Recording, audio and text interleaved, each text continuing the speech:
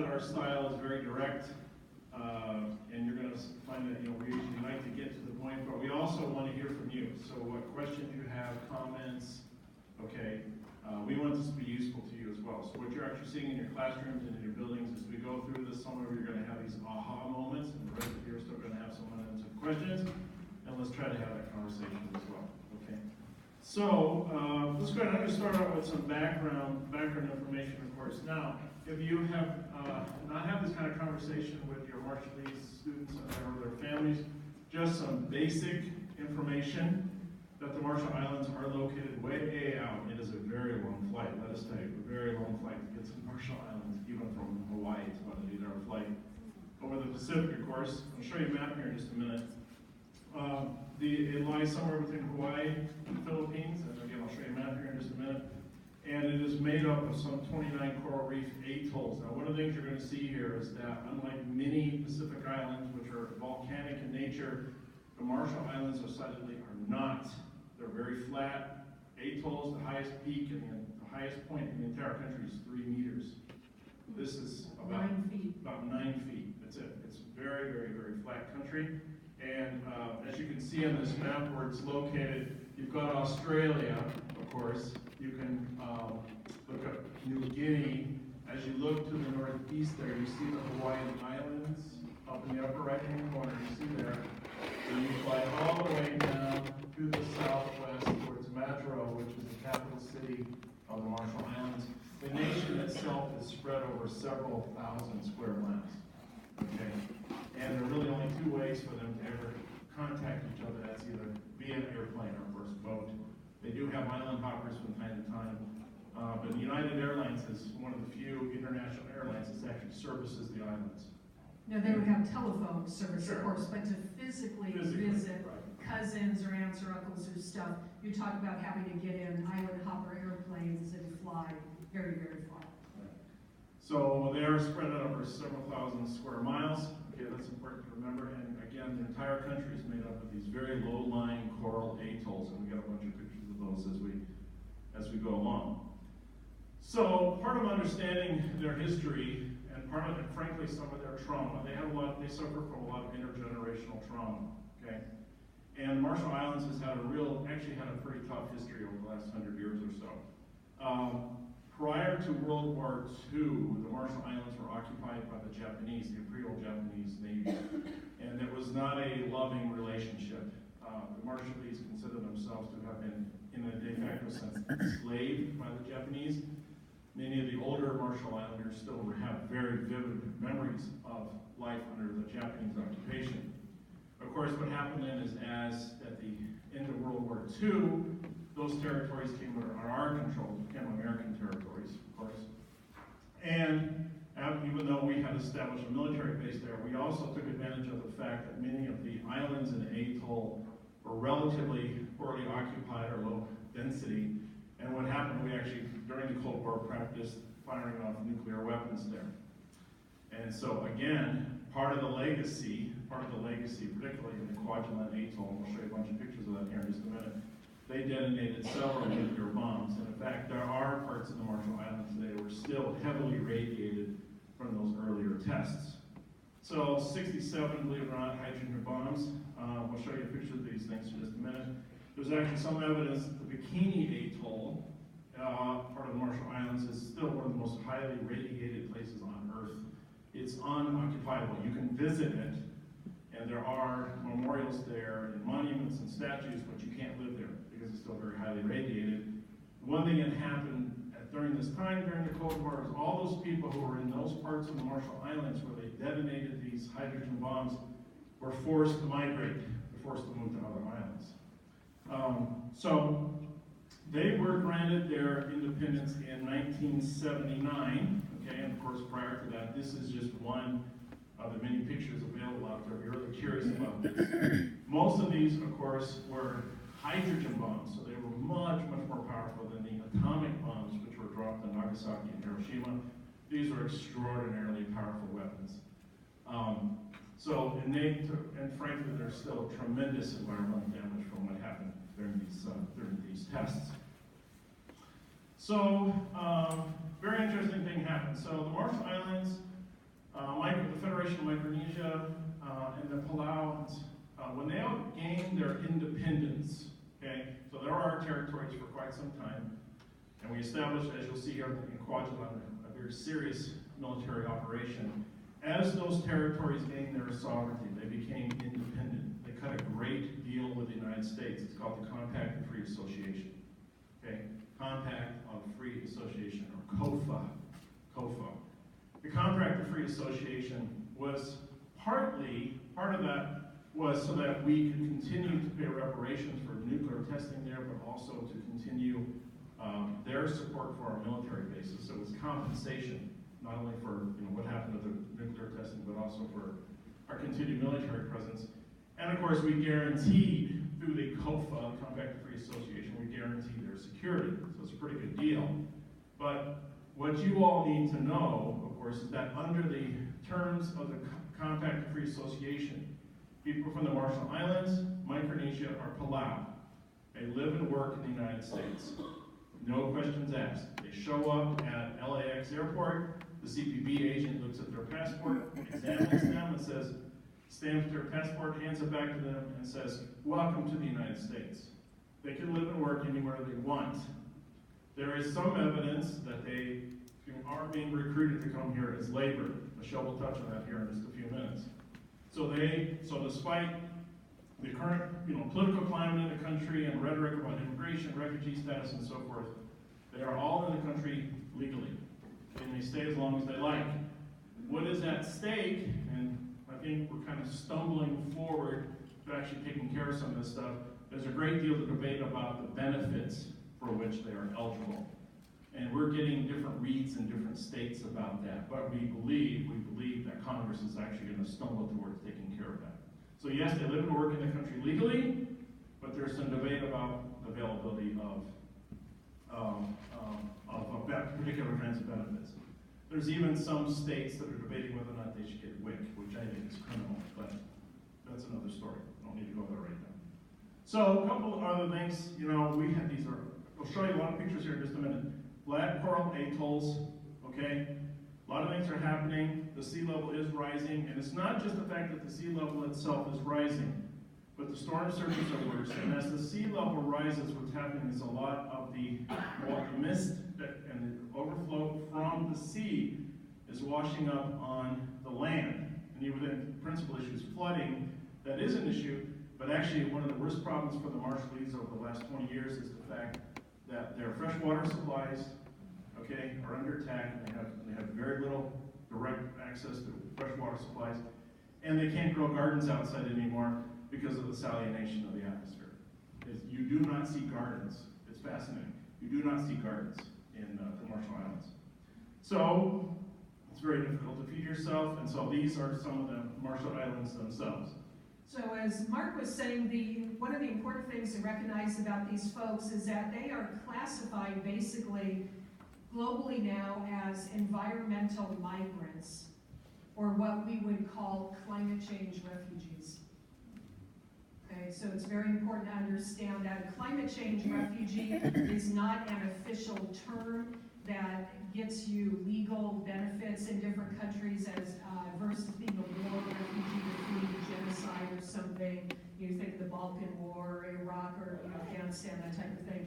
But these folks are part of a very large, rapidly growing trend around the world of climate change refugees or forced environmental migrants that are forcibly needing to leave their communities where they used to live because their economies are in shambles because of environmental damage. Okay, and so they're leaving and they're migrating to other parts of the world. And again, as Mark said, because of the COFA agreement and the international history with all of us, they can come here legally, and the companies in the U.S. know that, and they do recruit them.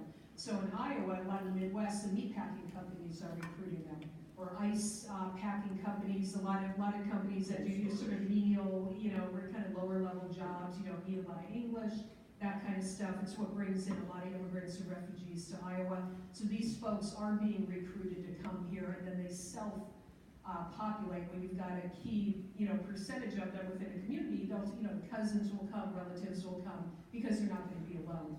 And so we do have several thousand of them now in the state of Iowa. So what you want to realize is this is what home looks like for them. How many of you have been to Hawaii or Tahiti, kind of, those kinds of islands, right? And they're very big, those beautiful volcanic things, it's gorgeous.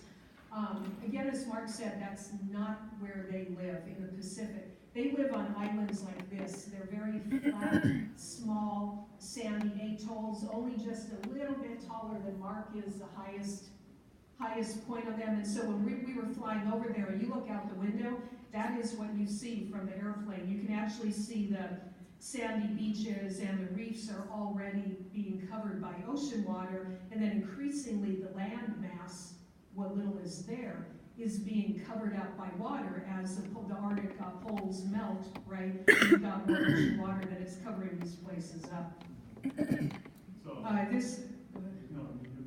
This again, you can see on one of the islands. This was actually by the capital of Majuro. These are very, very small communities, very small islands. And I have to tell you, all we had to do was look out the window, and we totally got the issue. It was so obvious what the problem was. They are drowning. And as Mark said, they're not just drowning. Their countries are not just drowning.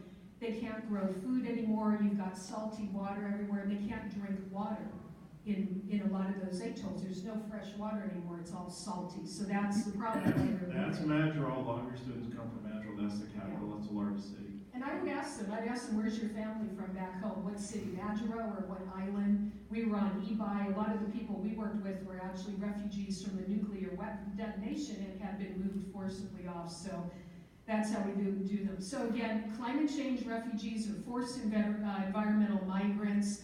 A lot of these folks, a lot of the Marshallese have actually, this has been going on for a while. It didn't happen yesterday, right? These are trends. We've had Marshallese in Iowa really for about the past 15 years. Even a few of them even came about 20 years ago, initially to the Dubuque area. They're working in ice packing and other communities. We have a lot of them coming into Iowa now as meat packers, a lot of them coming from states like Arkansas that have massive populations of them. And I would again ask your students, so how'd you get here? Where was your family before you showed up at wherever, Waterloo, Cedar Falls? Oklahoma. Okay, yeah. So Arkansas, Oklahoma, Southern California, Portland, Hawaii, Seattle, and Honolulu. Yeah, Northwest. Those are going to be your big states. So when they come here, many of these folks are classified as secondary migrants. They may not come here directly from the Marshall Islands. They first go to Honolulu for a few years, and then it's expensive, beautiful but expensive, and then they hear about good jobs here and a low cost of living, what brings in a lot of people, and they wind up moving here. They go to maybe Hawaii, to Oregon, to LA, to Arkansas, to here. So I would want to know that. I would talk to your students and their families. Right now, about a third of the people that live in the Marshall Islands have already abandoned their country and will not be coming back. Okay? And it's expected to get much, much worse. Within the next 10 years, probably most of them will no longer be able to live there. They are only one of the many Pacific nations that are going underwater with the rising sea level. Okay? It's a big, big issue right now. So yeah, go to the next one. So just a few more pictures and we'll talk more building implications. One thing as you look at these pictures again, lie-lowing areas, a lot of them are already being inundated by sea surge and the rising sea level. But also remember there are other nations like Kiribati, which are having this issue. Kiribati has already bought land in Fiji to move their entire population. That's a very painful conversation, but we did have a conversation with Marshallese who anticipate 75 to 80% of the nation's population will live in the United States. Within the next decade. They just can't, you can't continue to live here. You can't change it, it's too late. It's too late to reverse it. Yeah, this is the Majuro Airport, and what we want you to see, I think it's the next picture, Michele, is that sorry. And by the way, just how many of you have seen this type of clothing before with your families? And they wear it in February because right. they're like, because that's what they have. They don't do winter. They don't do winter. We don't do winter. We don't need to do winter. They don't do winter either. That's an issue. Be aware of that. If they're new arrivals, they literally may have nothing but sandals, right, or these types of dresses that they wear year-round, very typical Pacific Island clothing, so, you know, you can have people that are just really, really cold. They are not able to drive in snow, they don't know how to deal with ice, I'm not sure I know how to deal with that, don't have the right clothing, so be aware of that. You've got these social work issues, of course, that get involved in education as well. This is the tarmac at the airport, and you can see that's the ocean. It's right at the level of the tarmac, and yes, that is ocean water on the runway. So it's already overcoming the artificial seawall that they built to protect the runway. The water at some point still overcomes that. Yeah, it blows. You get really heavy trade winds here. All that ocean water is rising. It just like plops right over onto people's houses and on the streets there. This is a great shot of what it looks like. You've got a lot of roads that are impassable. You can't pass on them, you can't cross on them at certain times because the ocean water is rising and it covers it, especially if the winds are particularly heavy or you've got bad storms coming in. And even when it's not, you can see that is ocean water right there on that dirt road. That's ocean water. So these are actually seawalls that have been destroyed over the last 5 or 6 years. So this is, and ironically, this is the atoll side. So this is on the other side of the isthmus than the actual Pacific Ocean. This is how bad it's become. These are concrete barriers that have been there for decades, and now they've been destroyed again in the last 5 or 6 years. And these are actually some of your students. This is where they come from. This is the hamlet of Ebi, which is the second largest town in the Marshall Islands. So if you ask your students, they say Ebi or Kwajalein, this is where they're from. And it is often, and we're going to be direct with you here, it is often called the ghetto of the Pacific. It's probably one of the, by per capita, it is one of the poorest places on God's earth. And it's also one of the most densely populated because more people are moving there because it's adjacent to the Army base. Yeah, the Army Kwajalein, a military base. If any relatives in the military who fought there in World War II, that's where this is. And so people are leaving the outer islands because there's nothing there, and they're coming into a handful of these larger islands, but now even the larger islands are being, succumbing to rising ocean water there. Again, very typical houses that used to be pretty far away from the ocean are now right on the water. You've got waves hitting shanty towns and things like that. And by the way, Ebi actually is classified, I think it's even considered to be more densely populated than the Gaza Strip in the Middle East, and that is pretty much the most densely populated area on Earth. So it's very tight. People are very crowded. You've got large extended families, right? And they're going to live together in very large groups. And then, but you don't have a lot of place to live anymore, so they're scrunching up. It's pretty tight in these quarters. So again, this is the atoll side. A couple things to see here. So this could have been, or will be one of your students here, who is looking over the seawall as dilapidated. What I want you to see here, though, is that on the right there's a dock, and on that dock there's a ferry. That is the connection to the Kwajalein Army garrison, where 90% of them, if they have a job, are employed there. And if the Army base frankly wasn't there, their unemployment rate would probably be close to 85–90%. But again, this is the good side. This is the calm side. This is the atoll side. The picture that Michele just showed you, that's the Pacific side. And then again, this is back on the Pacific side. And this is just how desperate things have become. Okay, that the sea's coming up, and those storm surges and the high tides, they're actually trying to beat that back to the Pacific Ocean with corrugated tin. Yeah, they gave up on cement barriers because the cement barriers is how they used to do it, but every year now, 4 or 5 times a year, the big cement barriers are being torn apart by the rising seas and the rough oceans. So they've given up. They're just using corrugated tin. If it's going to get washed away anyway, why not just use tin and then you can put it back up again? It's a lot cheaper. And so that's what they're using to try to protect their houses that are now right where the ocean is. And we'll point out that they have not experienced a major typhoon. And if they ever did, the entire population would be wiped out. They're wiped out. Yeah, all of them are gone. Because this particular place, and we just showed you a few pictures, you can, if you have a strong arm, you could literally throw a rock across it. It is so very narrow between the Pacific and the atoll that you could literally, if you were a strong person, practice baseball pitcher, you could literally throw a rock across the width of the entire town. This is a frightening picture, one that really concerned us. So we were on the island, sandbar of Ebi, and that's the one with Marshallese that work in the American military base, Kwajalein, and the garrison there. The Americans provide these folks with drinking water from the base because their drinking water is brackish and it's not good to drink anymore. And so every day they'll come across on a ferry from Ebi and they'll cross the little bay over to the American military base, and they can load up free, fresh drinking water that the Americans bring in from other sources and bases and countries, and that's what they're doing for drinking water. So often when we talk about rising seas and climate change and that type of thing, we think, oh, people again are going to drown. That's not the issue. They're going to die of thirst, okay? Because they can't drink their water anymore, and their sewage systems are all backed up. Remember, you can't bury people. You can't put them in the ground because of the material, you've got all kinds of complications that come around because of this. You'll see a lot of international aid there. Frankly, it's a waste of time. It's a losing battle with the rising seas and the increasingly severe weather patterns. They just can't keep up. These tanks there are meant to collect rainwater, but it's just not enough to keep up. And so a lot of aid agencies are basically pulling out and just kind of writing them off because they're lost within, next 10 years, it's all underwater, it's not going to matter.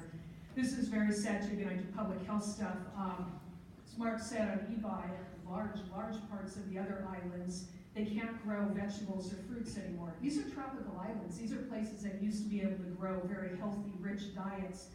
The soil is now very poor. It's filled with salt from the ocean water, so you can't grow anything anymore. And so they are, like you saw Native American patterns in the U.S., they moved on, got on reservations, they import food. That's what you're now seeing on these islands. This was a little tiny garden about this big that the local hospital did as an educational garden to teach people about eating healthy and not becoming diabetic, because diabetes now, right, is increasing in the population. It doesn't do any good. You can't plant food. And Al, you might find this interesting, those of us that do medicine, I do a lot of work on traditional healing and like medicinal herbs and kind of traditional healers. It's fascinating. The traditional healers on a lot of these islands can no longer pick their traditional herbs or medicines because those plants don't grow anymore. They're dead. And even they are using their traditional medicines. They have to take ferries over to a handful of islands where maybe you can still get a few of the traditional herbs and use it for healing. Otherwise, that's all gone as well. So that's part of human culture that's been around for thousands of years, and it's going to be gone in just the next few years. That whole body of knowledge is gone. Very sad. Think of things like environmental health problems when you've got rising seas, climate change, you've got typical dumps, right, that you have in any community. What do you do when it now regularly gets filled with ocean water? You've got toxic runoff from machines, equipment, metals, and stuff like that. And so the islands, a lot of them now around them, have entire areas where you cannot fish anymore or get the traditional sea animals because the coral is dead. The coral cannot live there. The ocean water is too hot. It's literally hot. The coral is dead. You've got poisonous water. So you've got fish, and that whole chain, it is all gone.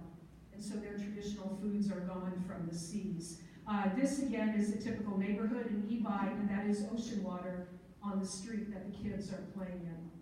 This picture is roughly 50 feet from where you saw the corrugated iron. And this is water that's simply come up and washed over to the street. Fresh ocean water.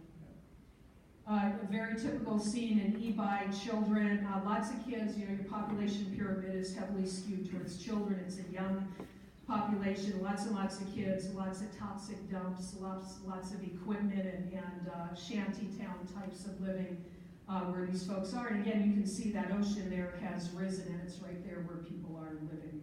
The kids are playing there.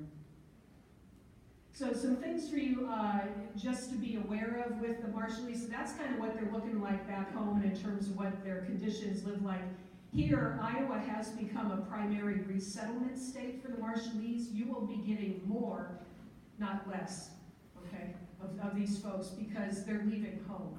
They will not typically tell you, I'm leaving home because of climate change, although they talk about it very openly. Very openly. It's just discussed very heavily. But they will tell you they're leaving home because their economy is in shambles. And the economy is in shambles because the base was already lower socioeconomic status, and now you've got the seas rising and climate shifts and blah, blah, blah. And so it's totally decimated these nations. So they're leaving. But you will see them here. We are an area Blackhawk County has, again, maybe 700, 800, somewhere in that range. A lot of them being recruited from repacking, ice packing, warehousing types of jobs. You're getting their kids of those adults, right? And then a lot of them will self-recruit other family members. Dubuque is going to be a big area, and Des Moines. And then I would also want to know, I would talk to them very openly. So where's your family from? Where'd you come from? How long you been here? Blah, blah, blah. And that kind of thing. They may be from the Marshall Islands, but they may also be from other countries in that part of the world. So Palau, or the Federated States of Micronesia, FSM. They may be from Guam, even Guam, Guam and Saipan got hit very badly by a mega typhoon recently. So that whole part of the world has very hot ocean water right now. I do a lot of disaster work there.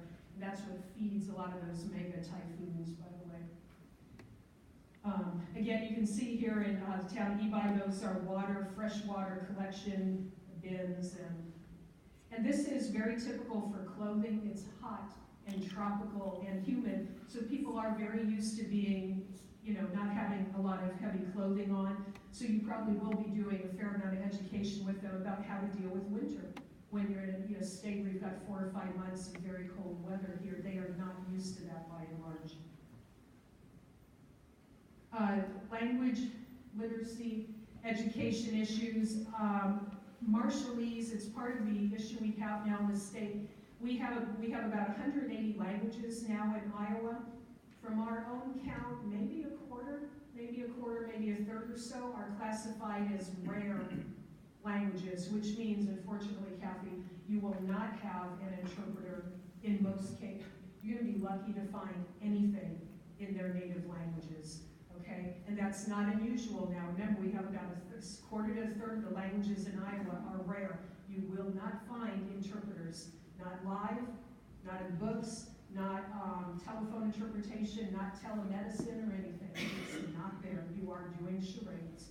Yes. And we are using kids as interpreters. Not good, but we're often desperate, right, in Iowa. We just don't have an option. Some of them will speak English or pidgin English. They've been taught some of that in school. The older ones typically are going to have different Marshallese dialects, or Raytak or Raylick dialect. In general, the literacy levels are pretty low there in the native language, written as well as in English. Okay, so these are going to be, in a lot of cases, second, English as ESL kids, basically. The only thing I'll add to that real quick is that you can't make any assumptions about how much schooling they've had before they've gotten here, the quality of that education, the degree to which they're literate, even the Marshallese are into English. Excuse me, you can't make the same assumptions cannot be made for the parents. So one thing we can say about the Marshallese is that it's very interesting. If the Marshallese are part of the royal family structure and they can develop the wealth, they send their kids to Honolulu, excuse me, and they're very well educated and they do very well. But the poor kids left behind, like the Ebis and the Maduros, they're the frankly. So you can get an 8-year-old kid who by age should probably be in second, third grade, right? But they may come here with maybe a year of schooling in Marshallese, maybe just started to learn English and really just performing, of course, that about the kindergarten. You're going to see this all the time. You already are. So they're going to come in a great variety of previous experience of education, literacy levels. A lot of it's not going to be age appropriate. A lot of it's not going to be age appropriate. And you can probably count on their parents, at least to some degree, to support you, but they're not going to be able to help them because they have literacy issues themselves. The Marshall Islands are actually, Michele and I talked a lot about this when we were coming back. We were astonished at the lack of schools. And they were still building schools. There are still missions there that are still just building schools to meet current demand, much less what they're going to see in the future. You'll see missionary groups being fairly active there. The Mormons are very active. A number of evangelical groups, Assembly of God groups are active, and they will often sponsor the building of schools. They'll get money from the state's donors, and then they build schools there. I think there's only one small university in the entire country, but you're dealing with, in a lot of cases, these are going to be first generation schooling kids in some cases that you're going to be working with, let alone if we get them at the college level, they're definitely first generation. Is it mostly an oral tradition then? Yes, Yes. true, yes. Historically, yes. Now, more and more they're doing writing, but you're coming out of relatively recent use of written language. If I remember correctly, it was only transliterated after World War II, if I remember correctly. It was not in a written form prior to World War II. Yeah, if I remember. relatively, So 2 generations. yeah. So, yeah, you're dealing with family patterns. You probably run into this. So these folks are going to be classified as high context cultures in anthropology, right? It means group-based cultures. You are not serving one person. You're not serving a child. You are serving the family. And who's in the family? Besides mom, dad, and kids? Everybody is in the family. Right? Everybody's an dad, everybody's an uncle, everybody's a sister. And they're in Pacific Island culture. There are lots of different names that are used, honorifics, right, that are used for, auntie, my uncle, my brother, my cousin. Well, a lot of times they are actually literally cousins. Just because they say that, don't get your cousins. No, they actually usually are. But nonetheless, you'll find a lot of the use of honorifics. So I would want to know, if you're trying to figure out who to meet with and get help, they function as a group, as a team, the clan, the family. Never, ever, ever work with them as individuals. It's not going to be effective. They don't function as individuals. They function as a group. They will put group and family priorities first, well over anything that an individual may or may not want. That's meaningless. Family is family, man. It matters. Traditionally, they've been very strongly associated with clans. The women actually, the moms and the women and the elder women in particular, actually can have a lot of power in Pacific culture and even Southeast Asian cultures. Don't write them off and stereotype them. Actually, the women can be very, very powerful. Get the women involved, and they're very active in helping make decisions. Actually, a matrilineal culture, which means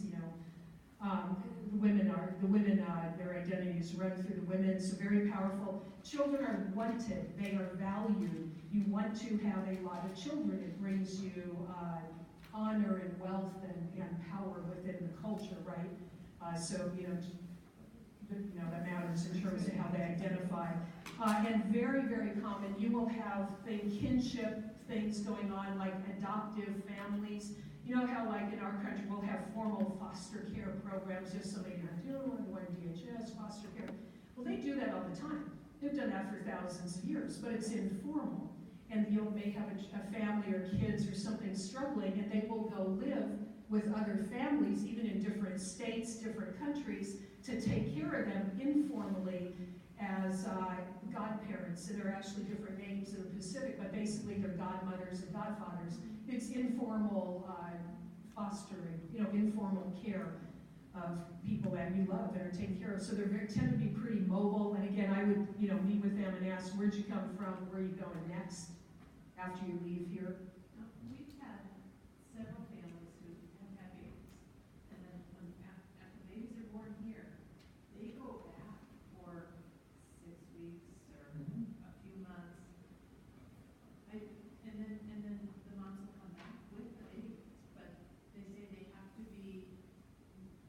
I don't know. If it's a religious thing, like maybe part of their traditional religion, or what. I don't know what it is, but I know that. You'll see them moving back and forth. They go back and forth. I mean, just with the new babies, it's like where they get named and where they get.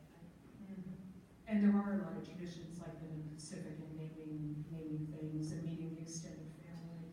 But these are migrant folks. The chances that they're going to be living here 10 or 20 years from now is pretty low, frankly. They'll keep going into other places where the work is pulling them or recruiting them. Some more kids. Again, you probably know some of these kids. A lot of these kids were That's related little by- Johnny you have in Yeah, your third yeah, grade you class. know these kids. I've probably seen them all in high school. In Waterloo, what's their church? There are several of them. What's the main church in Waterloo? Assembly of God. Yeah, Assembly of Healing Waters, Assembly of God. It's an orange building. You wouldn't even know it's a church. You've driven by it many times and never realized it's a church. But Fourth, isn't it? Fifth. Fourth, yeah, fourth, East fifth. Fifth. It's right kind of down East in Fifth. downtown Waterloo. They have about 400 members, and they have a lot of family members here at Levi. So these kids are literally related to, I bet, some of your kids that you have in class. They also, again, are very active with the Mormon Church here. And there's some other evangelical Assembly of God groups out in Dubuque that you'll see as well. Cultural communication styles, remember these folks are Pacific Islanders in general. When working with Pacific Islanders, you have a lot of similarities to East Asian, Southeast Asian cultures with communication style. In other words, they are saving face cultures, right? So they're going to save face.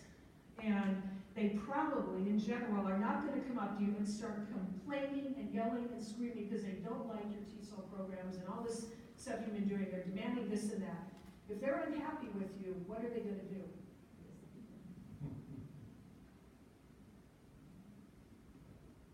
And you'll never see them again in your programs. And you'll never know. They're saving face. So they don't want to embarrass you, and they don't want to embarrass themselves.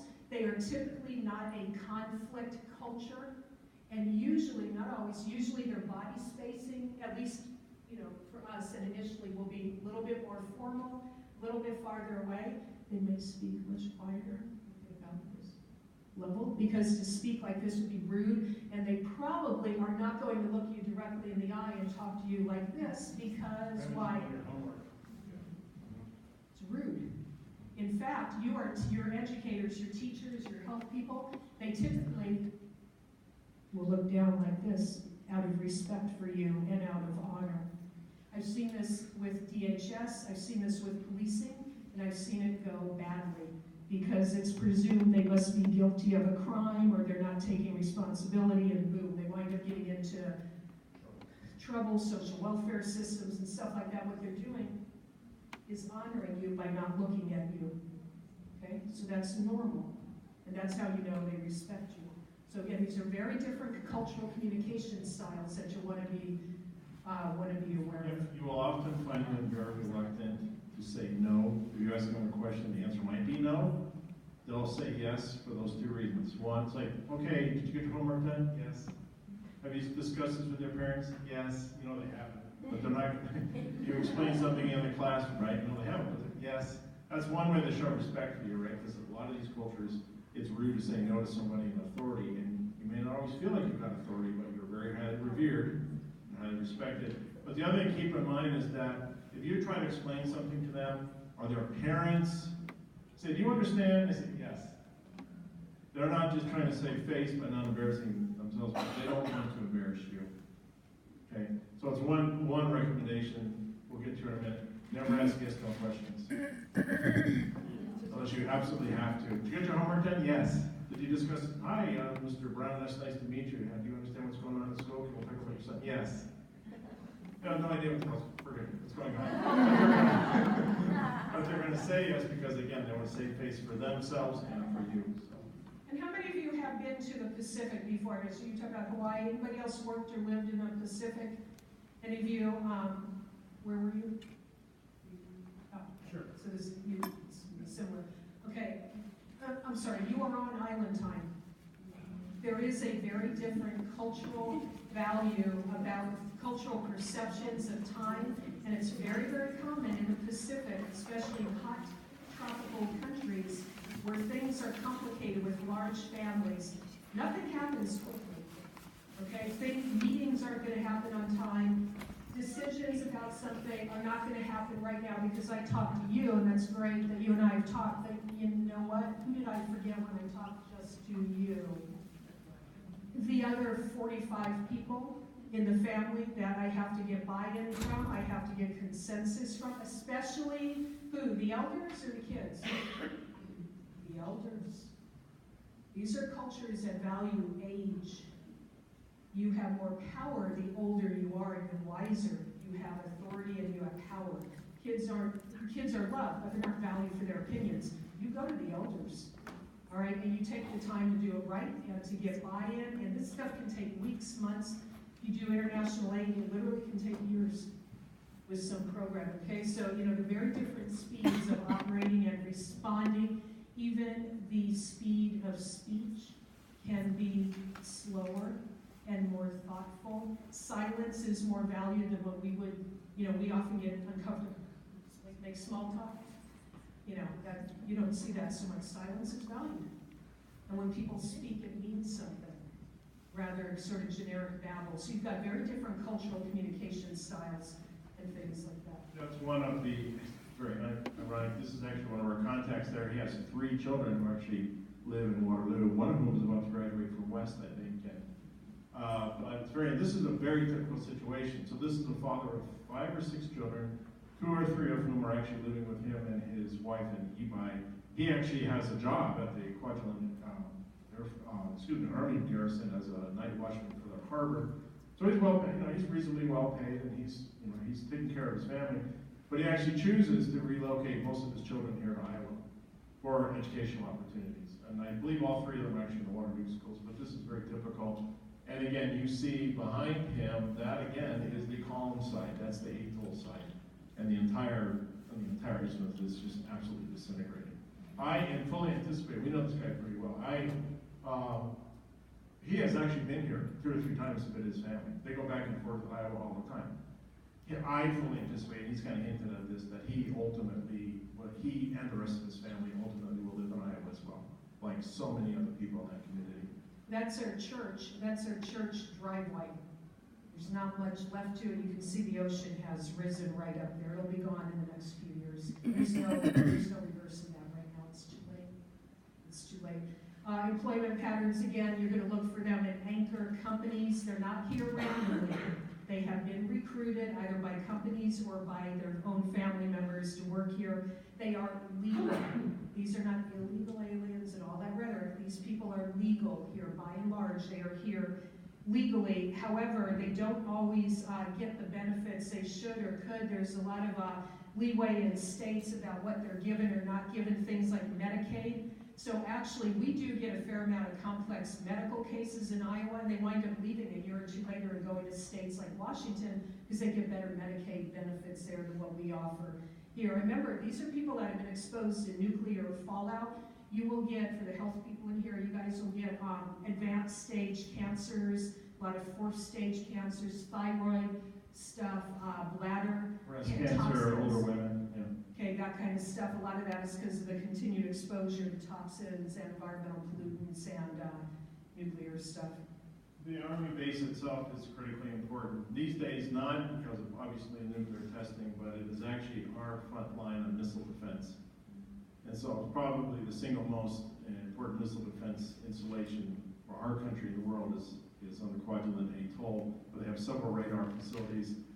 Some of them remember from the Reagan era, the Star Wars. There are actually still remnant buildings from the old Star Wars initiative at Kwajalein, but it's a small but critically important part of our defense system. And so in terms of our national security, it cannot be overestimated, but it's also the major employer for the few people left behind it in that part of the Marshall Islands as well. The U.S. considers them to be strong military allies. Okay, you have a lot of them that serve, civilians and others in the military. They are our protection from the North Korean missiles. So if the North Koreans launch missiles at the Americans, it's the Marshallese and the Kwajalein garrison that are going to take those down. And they regularly test ICBM defenses there. You see them, they practice them quite often, right? Again, faith, we talked about this. It's important. If you're looking to partner with them, their churches are actually a really good source. Their pastors are very approachable. Talk to them first, ask permission to come visit and meet with them. And we've been to their Assembly of God place, I can't even tell you how many times. We do presentations and talks with them. And we met with them years, told them what we were interested in doing. They were very welcoming and very much want to be partners with Americans and with Iowans. So if you want to do educational outreach, I'd hit up the churches and the church leaders. The church services can go on for hours. They're very beautiful and musical and literally flowery, and colorful, and you can do talks after you meet with the kids and parents, and they will, gladly have you there. Is it, but do they combine traditional practices with their? Sometimes. Yeah, yes, absolutely. And remember, the Mormons are very active there as missionaries, so you will have Marshallese Mormons right here. We know a bunch of them, 10 minutes from here. So just a few more pictures, and I want Michelle to show off to do show and tell. Because teachers, we brought show and tell. Yeah, okay, you guys will fully appreciate it. Again, just more random scenes. These are kids who have been here, will become here, playing in highly toxic water, frankly. Michelle mentioned a lot of it's very interesting when the Japanese were losing World War II, all of their heavy machinery was just pushed out to the open. And then after the war, we pushed out our own stuff out there, and a lot of the water surrounding this town is extraordinarily toxic. And so you can see kids, we've actually had some cases of kids coming here from Levi to Water Cedar Falls area, but at very high levels of toxicity in their bloodstreams. This is actually one of the churches, the Dubuque Paradise Church, makes sense, right? This is a Marshallese church in Dubuque. Again, other context for you. They're, in terms of health, because, literacy, education, and health all go together. If one is down, they're all down. If one goes up, they all go up. So we are seeing diabetes showing up, more obesity and overweight that they never had before, advanced stage cancer, acculturation, stress, missing home. Missing home. This is so different where we live compared to what they're used to. Things like that, and all the typical language literacy barriers that you'll see with a lot of immigrants. Insurance, I would want to know that too with their families. Some of these companies now actually do give them health insurance, and that's great. They didn't for a long time, and now some of them do have health insurance. They are mixing Western medicine that they get here with, wherever People's Clinic or the hospitals, with traditional healing practices. And they'll use a lot of what the East Asians, Ayurvedic Indians do, a lot of the energy healing, heat and cold, balancing, self chakra, that kind of stuff is going to be pretty common with And I'll add here just real quick to that. It's very interesting. There is this, Michelle and I are part of this international conversation now about forced environmental migration and trauma. And like these other nations like Kiribati, they're having these conversations now. Like, if we actually have to physically leave our homeland, it is cultural suicide. We might as well, as a people, no longer exist. And so this is all part of this trauma that a lot of these kids are going through with their parents. They're considered, API, Asian Pacific Islander, indigenous populations, so you have basically indigenous populations that are dying, right, because of this. So it's a big United Nations issues. This is what I was talking about. This is what they're eating now. Okay, and Alba knows all about this stuff and what this does to you. These are what happens when you can't grow your own food and vegetables, you're not doing exercise, you don't have trees left on a lot of the atolls. You're eating junk. You're eating simple carbohydrates, cheap junk that you get imported and brought in and shipped in from other places. This is what their markets look like. You don't have big supermarkets, they're small markets, and it's all absolute junk that they are now living on. That's their entire produce section. These are tropical country. These are tropical islands. You should see beautiful guava, mango, all the rich, colorful things living off of that. You don't have that. This is all imported, so you don't grow potatoes in This is the most well-stocked produce aisle in the entire town of Levi. That's it, right there. You see it. And all of that has been imported from other places. And so, of course, and then they're living off of this spam, just like we did with Native American reservations, a lot of canned meats, canned fish. This is what they're eating. And yeah, we did love the irony that there we go in the Marshallese store. You've got spam, canned spam, very popular, right? Koi, spam, and rice, very popular in the Pacific, that in Fiji thing too, but made in Minnesota, right? And there it is in the middle of the Marshall Islands, very salty, fatty food. These are 3 nurses, and that's a Marshallese woman in the middle that actually work in Dubuque. They have an entire Dubuque Marshallese health center. They're fabulous women, very happy to help anyone. And just in general, keep things face-to-face. These are face-to-face oral cultures. Trust matters. Use your staff that's really good doing that kind of thing. Not everybody is good at that kind of thing. Don't focus on written material. Keep this hands-on, face-to-face. Group programming is pretty good. You can go to their homes, you can go to their churches and do group messaging, education, and programming. Allow time for that group decision-making. Again, this is not, stuff's not gonna happen quickly. Okay, it takes time. Existing resources of information on the Marshallese from other countries. Okay, you literally can Google Marshallese, language, whatever you need. You can come up with some stuff, not a lot, Kathy, but some stuff on diseases, some stuff on education. But again, not a whole lot. These are rare languages. Okay, they're very rare languages. Maybe 30,000 people speak them in the entire world. You're not going to find a big body of information to help you, unfortunately. And provide services and program on site where they already are. Don't expect them to come to you at 5 o'clock at night and they're not going to show up. Go to where they are. Go to the meatpacking plants, go to the churches, go to them face to face. And some final recommendations for you, or resources for you. Right, so this is a partial list. If you have others, please let us know. We really recommend that if you need to get entree with these folks and the parents, if you can't do it directly, our recommendation in general would be go to their pastors. They're very highly revered people. They do have authority, and that authority comes from the islands, and they are recognized, and they are, in many respects, particularly in Waterloo, they are really, a lot of the older Marshallese, adult Marshallese, actually use their pastors as a conduit with the rest of the community. So it's always a good place. But actually, behind Healing Waters, they actually have a little store there and a little community center where a lot of them hang out. So, Michelle, show me your stuff. And Dubuque is light years ahead of us because they had the first Marshallese. I would call the Dubuque school districts. The University of Dubuque does great health programming with them, the Marshallese Clinic, and they've got some really good resources. Huge populations in Arkansas, just Google it. They've done entire studies. They have lots of resources that you can lift and share. And again, the bigger context is that these folks are now part of the, what are our numbers going to be in a few years of forced migrants, climate change refugees in the millions and millions. They are part of the group.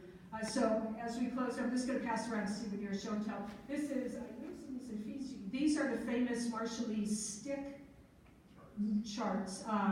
They are the best navigators, ocean navigators on Earth, and have been doing it for thousands of years in the middle of Micronesia. And they put sticks together and the islands and the wave patterns. It's very, very fragile. It's a very unique souvenir. If you do wind up going to Waterloo and Healing Waters and meet with them, you will probably be greeted with these kinds of things. They do a lot of beautiful beadwork and shells, and they still will wear these. They'll use them gifts of honor. You'll see them in ceremonies. They're gorgeous. All kinds of different shapes that they make. You'll probably be, certainly if you go there, even here. Dubuque also has a huge Marshallese festival. We were just there a few months ago. It's hundreds and hundreds and hundreds and hundreds of them. It's really neat. But a lot of them, you'll see them wearing the traditional bands like they would in the Pacific.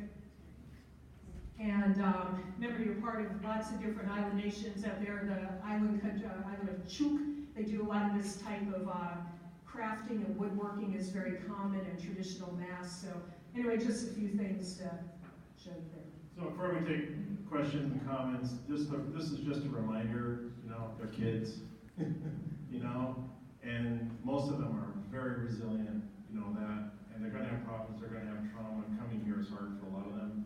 But at the end of the day, they're still little knuckleheads, right? And kids are kids, right? And again, they have lives that can be so difficult and so different from our own, but at the end of the day, they're still great people. So we got, we got questions, comments, anything? Answer? We get, we have a bunch of really young ones now. They come in saying they've been through first grade, but in seventh grade, and they have no idea even what is their out of it. Right. Do they have kindergarten? John Anderson from one of the patriarchs in this land that we're working with,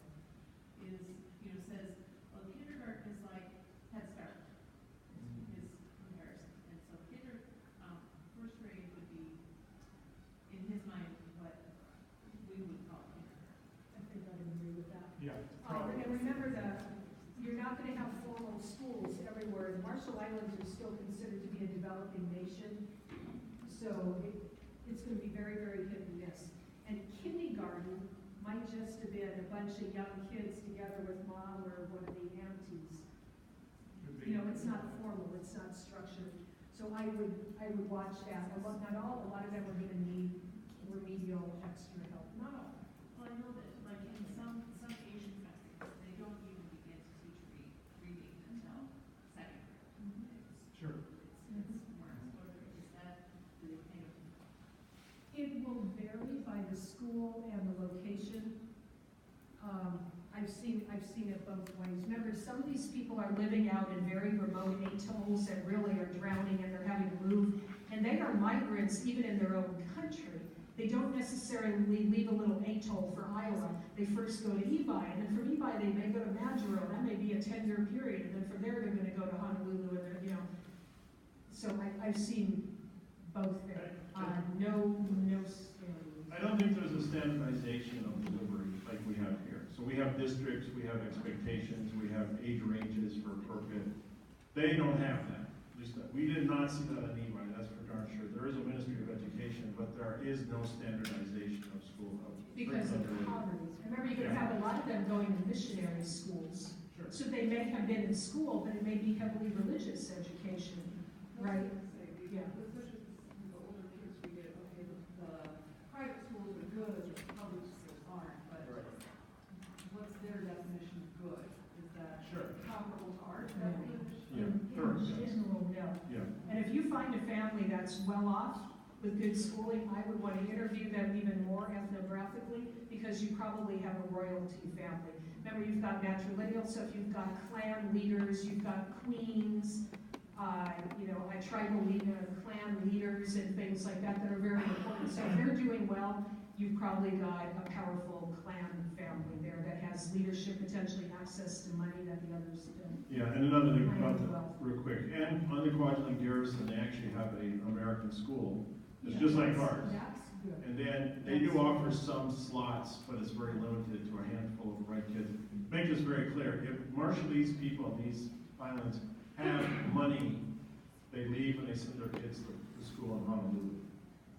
So what we're getting here, on all due respect, are the other end of that socioeconomic spectrum. We're not getting wealthy kids. Now, if you have one, come here, talk to them, because it could be very enlightening, and let Mark and Michelle know. Yes, ma'am? I guess if the situation is so bad for the private church, right? And I mean, like, I guess I have two questions. How do they get the money to come here? Right? Is it, if they're poor migrants, I don't know how much.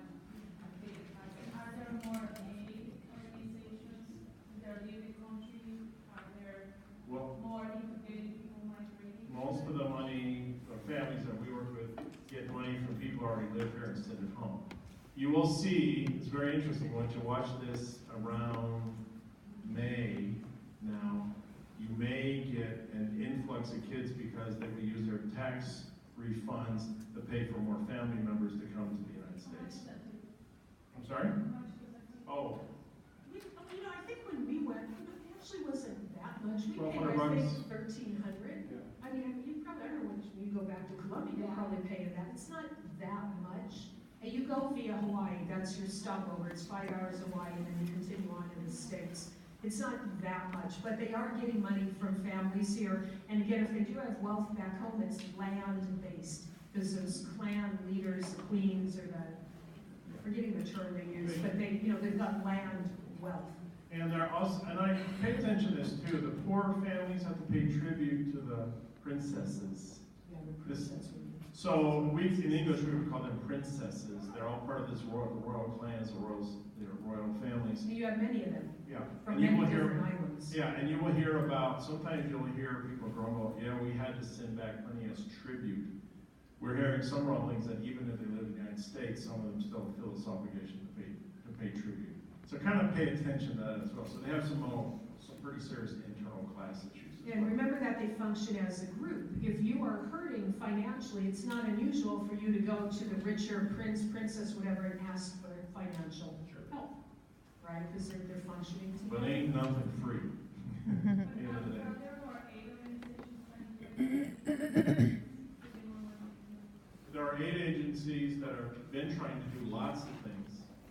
And again, the people that we get will be very cynical about this, and many of them express their cynicism to us because many international aid agencies in foreign countries know EBI and Large Row are in very serious trouble. But what happens is, frankly, there's a lot of corruption. And a lot of that aid money that comes to the islands actually never gets down to the people that we end up serving here. And they will talk about, in fact, we were in front, there was a big sign about a new desalination plant coming up. And Michele was walking by it and some teenage boys went by, yeah, that'll never happen. They've seen it before. And everybody pulls out, yeah. They've seen it before. It's not like, you know, the United States Agency for International Development is sending them a bunch of cash to come here and send their kids. It ain't that way. It isn't that. Most of it's family-based. Are drugs an issue? Somewhat, not as much as you would see in other populations. It's somewhat of an issue. Comments among my students that, oh yeah, that part of the family came, but we don't get it because they smoke. You'll see some of that. It's not, I wouldn't put that as their number one health issue. I put diabetes I just and, wondered if maybe that's enforcing the money. I don't, not so much. okay. They do use you'll see a lot of use of, why am I blanking out? I should know this. There is a traditional herb that's used a lot that sort of gets them revved up, and I own it. Kava kava, thank you. I own it. I've seen it, and the way they do it, it's a ceremonial thing. Kava kava, you'll see it all over the Pacific. They certainly have it in Fiji, Tahiti. Traditional Hawaiian indigenous groups will often use it as well. It's a drink that they do, kind of just get you revved up, kind of like caffeine, that kind of stuff. Kava kava. And it's a very, by the way, it's a very bad combination with alcohol. It's like taking lots of Red Bull, by the way. Yes, ma'am? So do they send a cake by themselves when you say that time? Sometimes, yes. They'll send kids, is that you said, children by themselves, yeah, they'll put kids on the plane and join. They may be with extended family, uncles, brothers, sisters. The parents may be back home, let's say working at the base. I think the ratios, every Marshallese working at the base supports 10 people. It's like a 1 to 10 ratio, something like that. They're making enough money to support 10 people. There and here. That's important. So there and here are supporting people. So yes, you could have unaccompanied minors, you know, that you put in the airplane to get the. Yeah, but always has to be here with the relatives, Oh, they're with relatives here. Yeah, they're not living alone here, no, but they're with relatives. May not be the parents or their aunts, uncles, you know, the godfather, godmother, fictive kin. The uncles. Yeah. So any other questions, comments? Hope this was helpful. And